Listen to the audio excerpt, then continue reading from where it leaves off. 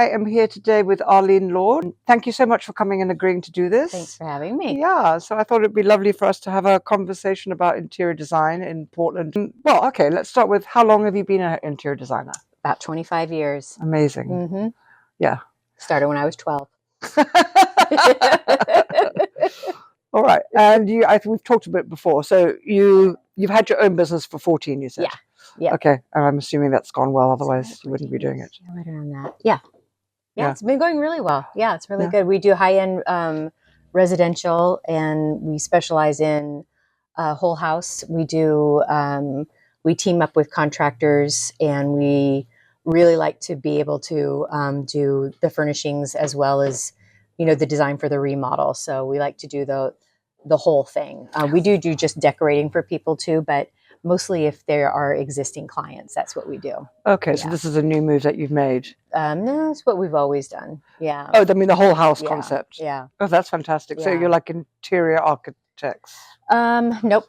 Not even that. Architects would be very mad if we said that because they study very long and hard for that. Okay. So, but we do all of the interior drafting and the interior plans, and we do everything, all the construction documents that are for the construction. But if they need to be engineered, and if there's anything that requires, structural stuff, we get architects and whatnot. So you work with architects alongside? Yeah, okay. Absolutely. Okay. So are there any clients you have at the moment that you'd like to talk about? Yeah, we have we have some really cool things going on, but there's one in particular. We're doing a project down in Venice Beach, and they're clients that we started with up here in Portland, and this is our 5th project with them. Wow. Yeah, and they're just really cool people. They're very fun. They make us think. They're always doing something interesting, and they're really involved. And we like that collaboration, but it comes with a healthy respect of who we are too. So it's just this really cool push and pull of ideas, and I don't know. There's just something about the direction of this one is really, really interesting. It's a very complicated brief, but it's also a really cool brief. Yes. So it's kind of like a 70s Japanese, sexy, dark beach cabin. That does sound fun. It's really cool. It's really, really cool. So in that case, then you have to work with people there. Yeah, we do. We've done a fair amount of virtual. Like during COVID, we had a place that we measured like the day before the world shut down.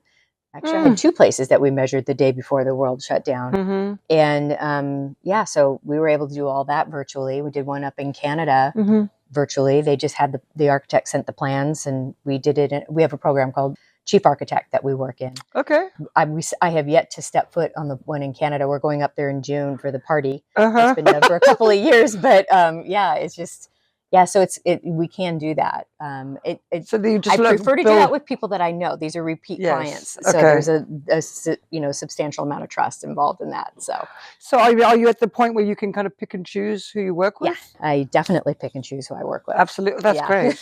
Yeah, the compatibility is everything. I'm sure. Yeah, well, it's all about relationships, Yeah, and these are high stake things. It's a lot of money, and it's a lot of emotions, and it's a lot of detail. It can be a lot of fun, but it's mostly very stressful. So sure. Yeah. No, I mean, I always kind of laugh about the fact it seems that at the beginning of these projects, things are great, and then by the end, we've all lost a lot more hair and got a few more wrinkles. Yeah. But obviously, if you've got repeat clients, you get over it. Yeah, no, it's really cool to be able to have repeat clients. I really enjoy that. So yeah, okay, it's good.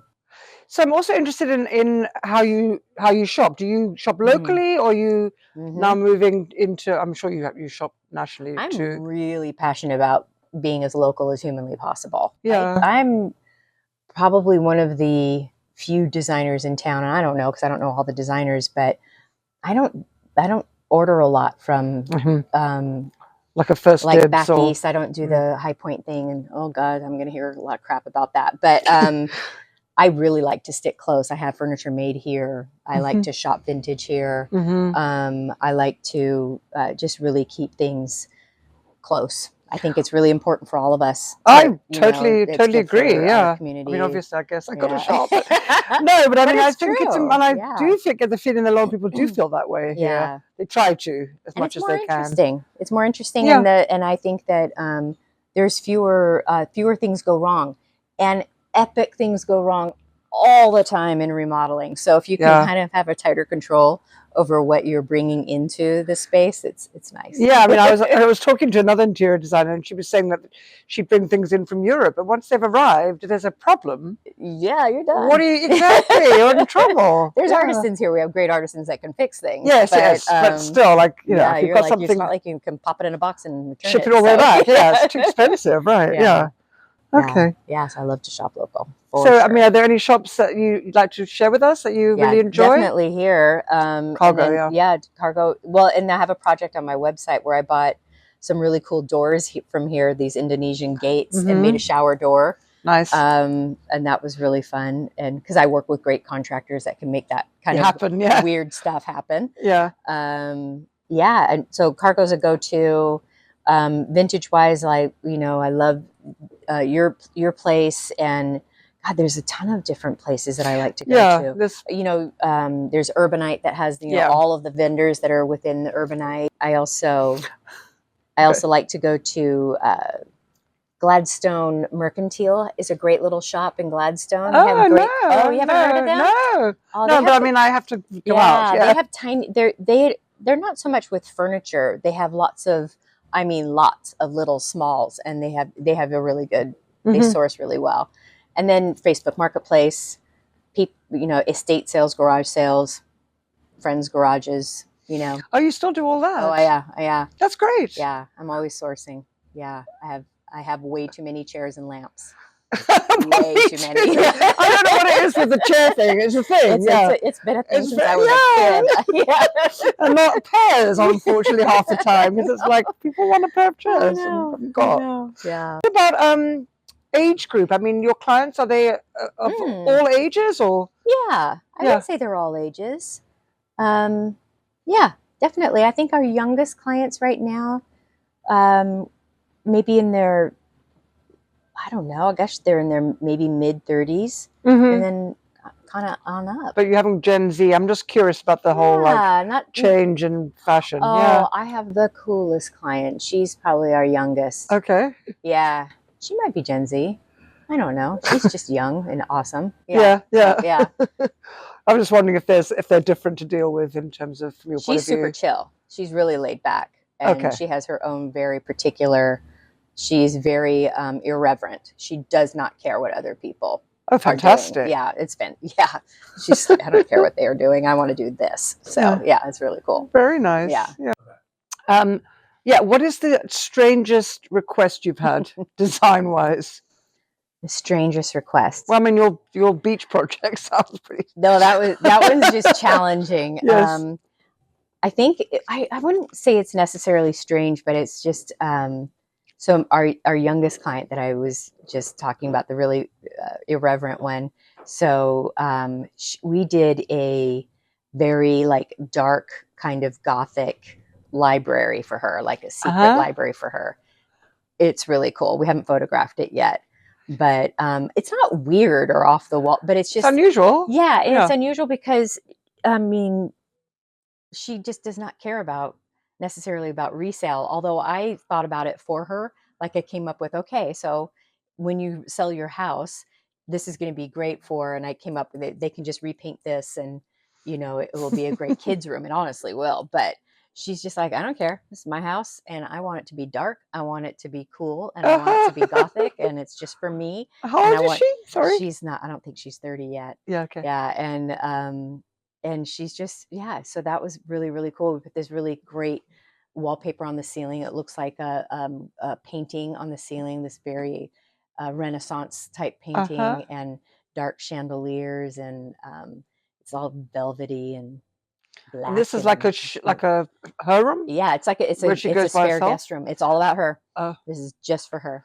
Yeah. Okay. And when you say it's secret, well, we called it her secret library, but she just took a room and is filling it with books. Okay. She's an avid reader, and she's just filling it with books for herself. And the other side of the house is a gaming room that we designed for her that is on our website. And so it's like the antithesis. They're both dark, but the other one's like games and, Yeah. gaming, and it's velvet and just lush and luxe, and this one is just kind of more reclusive and dark, That so it's sounds just fabulous. No, she's a blast. Yeah. She's an absolute blast. Yeah, she's great. So I love that kind of stuff. We do very unique things. All of our clients are unique, so we don't do anything cookie cutter. And I love that. It just stretches your brain every time. Yeah. It's cool. Good. So where do you see your business in 5 years? Where would you like it to go? I think we'll just be about the same, maybe fewer clients, just kind of slow the pace down a little bit, be even more selective.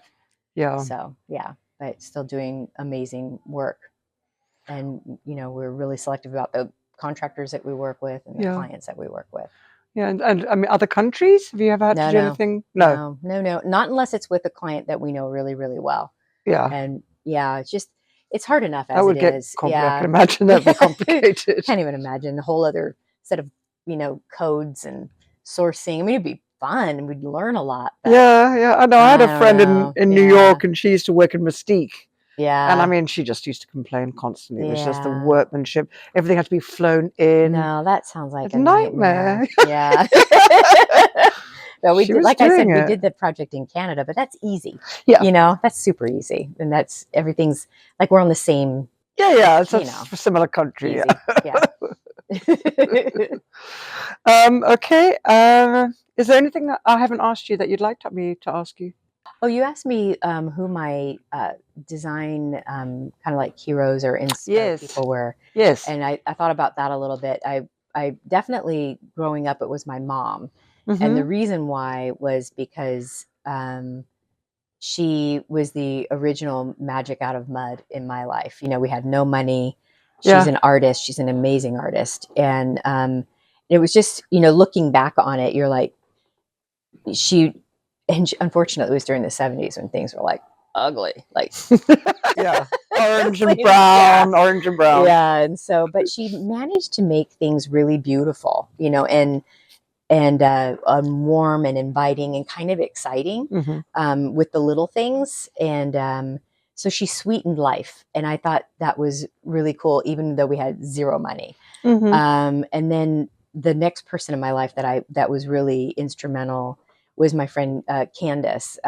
Candace and I trained. Well, I trained from her doing visual design for a department store, and so she trained me, and we became best friends. And she just taught me to just go for it. Like she was the first person to say, "Go big or go home." She's just like, "Just freaking do it," And I lost my inhibition. And just so she was she's my design inspiration for that. And to this day, I can go to her with like, well, what do you think? And how do you, and we just think very much alike and fast, really thinking fast on your feet. So, and then outside of, Portland, really, like up in the sky designers is Rita Koenig. I just think that she's I'm not familiar. amazing. I must look. She's a Brit, and she's cozy. She's brilliant. And she layers things really well. And I like her approach to life in that things should be layered and that things should be approachable and things should be, but she's very stylish and I don't know, everything I've seen her do is pattern on pattern and comfortable and approachable. Oh, lovely. So more is more sort of thing. Yeah. Oh yeah. She's not afraid of more, but she's not cluttered either. She edits, but I think she's really, really good. So yeah, those are I think those are the three like spirits that I look to. Yeah.